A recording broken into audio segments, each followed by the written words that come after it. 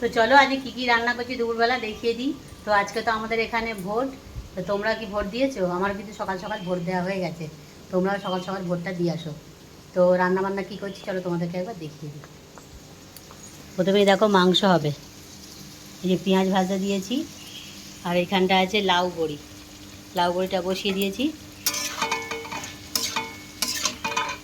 আর আছে আমের চাটনি হবে।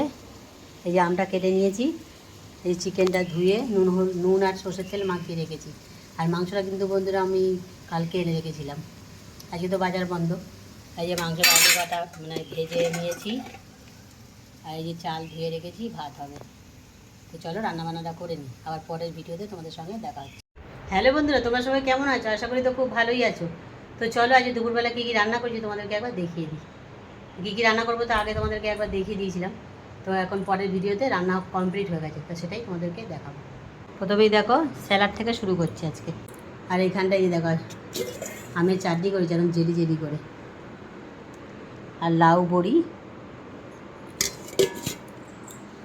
আর আছে চিকেন একদম কষা কষা করে, আর আছে ভাত গরম গরম।